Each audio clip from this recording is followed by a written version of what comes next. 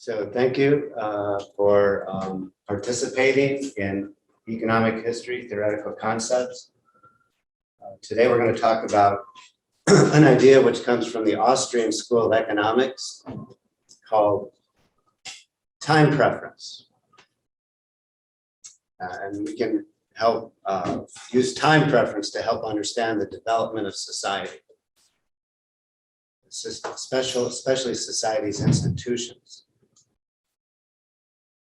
Okay, so time preference is the basis for understanding. Time preference means people exchange time. Some people want, one of the human axioms is that people want things sooner than later, right? There's the myth of the sirens or whatever that is. So people want things sooner than later. And when you apply that to accumulated capital or loanable funds, then borrowers exchange time preferences with savers. So borrowers exchange time preferences with savers, and that's an exchange of time preference. And so that can explain, that was used by this person who used to be on all the Austrian money, Böhm-Bawerk. He said, no, it's not immoral to charge interest for loanable funds or for money because you're exchanging time preference. So it's a trade like any other trade. And he also did it especially critical of Karl Marx, because Marx said that interest was exploited labor. So Böhm-Bawerk, who came before Ludwig von Mises and Hayek, and then the current practitioner of this type of idea is Roger Garrison. So it describes how much society prefers current consumption over future consumption. So again, back to our thesis, a society that is more developed, in other words, has a sound monetary policy, fiscal policy, and rule of law, will have elongated capital structures because they trust social institutions. So the more that you have social institutions that you trust, the longer out will be your investments, because you're not worried about getting them confiscated or taxed or socialized or nationalized. So then after this, we'll look at stages of history, classical stages of history.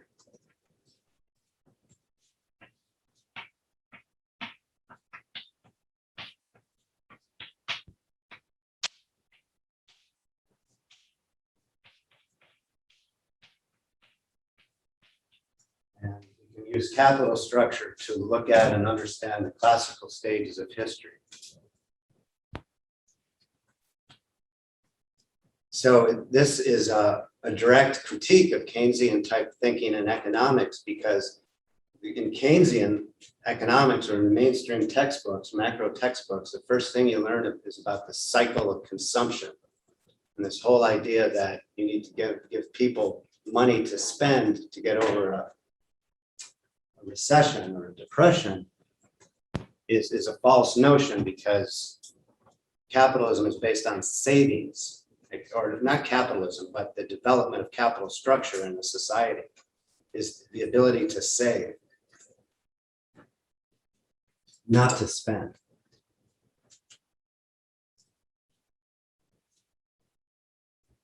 So you don't start getting time preferences until you don't get the loanable funds market until the development of capitalism, but you already get investment, but just not in the loanable funds market. So again, we'll look at hunter-gatherers.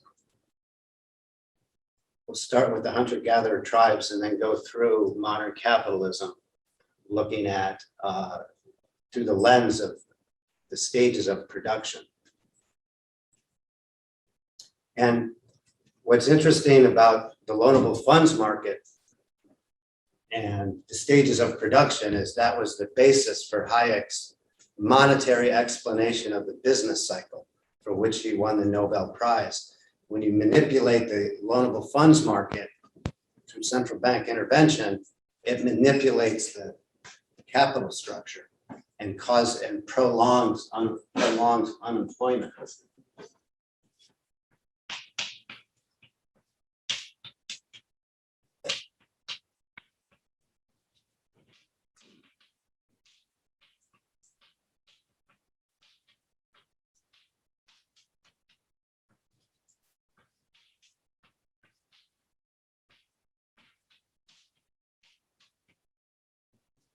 We've done a television show, a Hardfire TV show, called A Simple Explanation for the Business Cycle,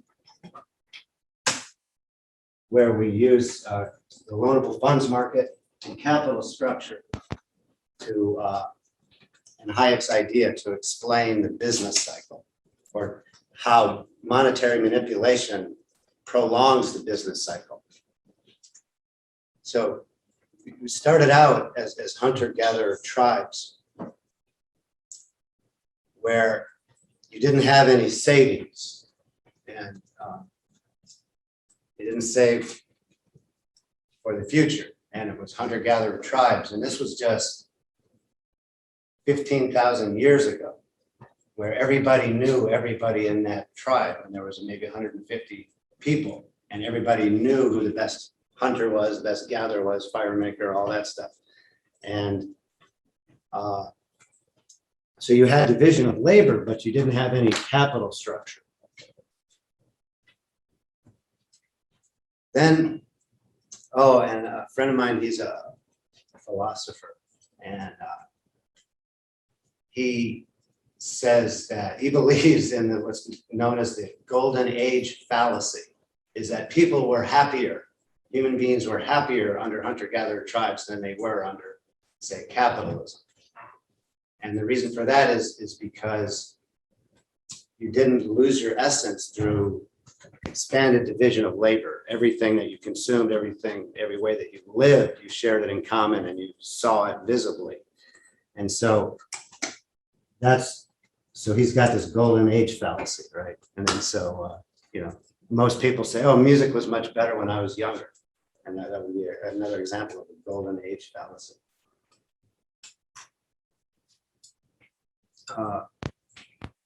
So he said yesterday, that he thought that hunter-gatherer tribes were happier than small-scale farming and animal husbandry.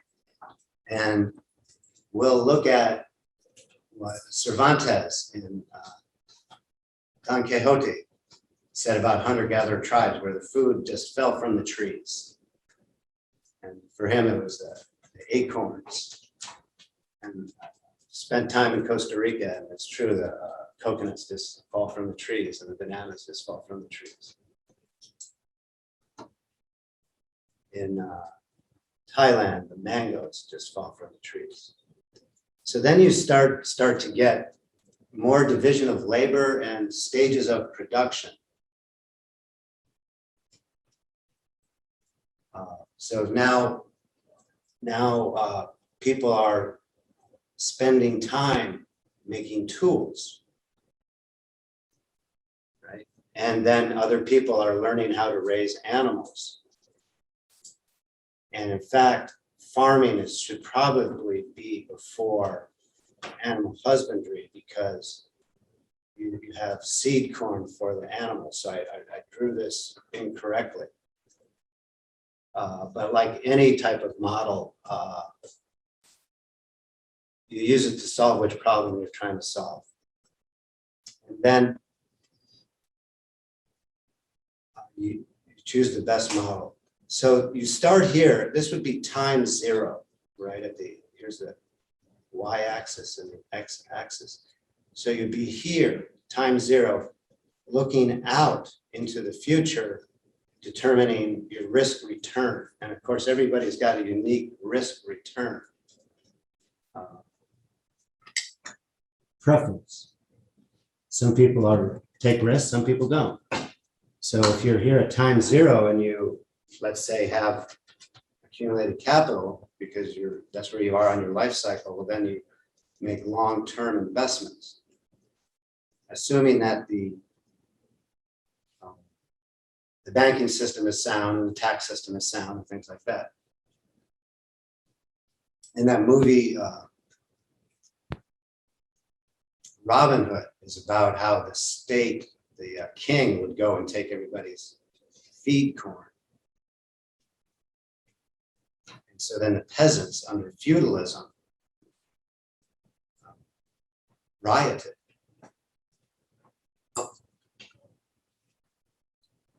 So then under feudalism, you're starting to get primitive accumulation.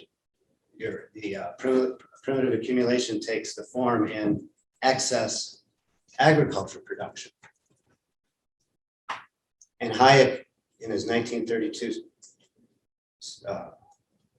Crisis in Production, where these things are called Hayekian triangles, but he drew them the other way. I draw them this way to be entrepreneurial oriented. So you start with mining is the original source of value, or if you're under capitalism, research and development, or intellectual property rights, and there's a debate about that. So for Hayek, the original, and the French physiocrats, the original source of value is the land. And then under capitalism, you have, and this could be, you could have a fully integrated firm. So this could be within the firm. This could be within a nation state, however you measure it, for whatever reason you're trying to measure it.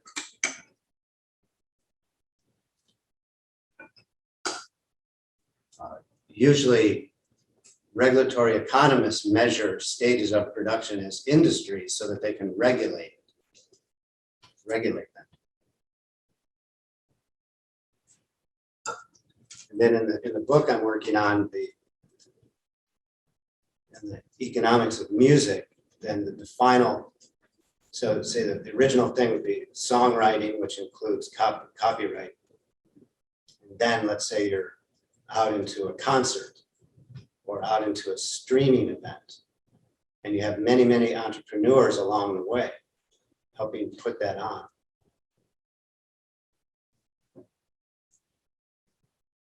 So the more stages of production you have, the greater the extent of the market.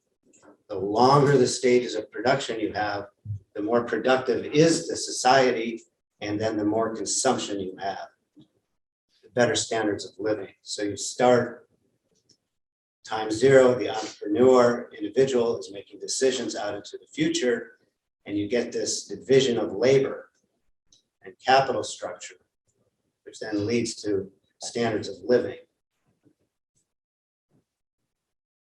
So an example of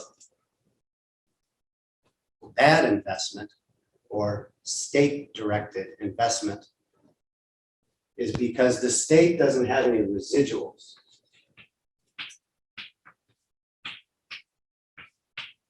State doesn't have any residuals. They don't suffer the loss and they don't make a profit. So property rights is a key institution to allow elongated capital structure and increasing standards of living. And economic growth is what increases the living standards of the worse off and reduces absolute poverty. So the Romans, and you see them all over Europe, used a lot of roads and a lot of bridges and a lot of water systems, but they weren't sustainable because it was slave labor. And the extension was empire, not a negotiation. Well, later on in the Roman Empire, started out as a republic and then it ended as an empire. So it wasn't economically sound, and that you can find that discussion on page 43 of the textbook.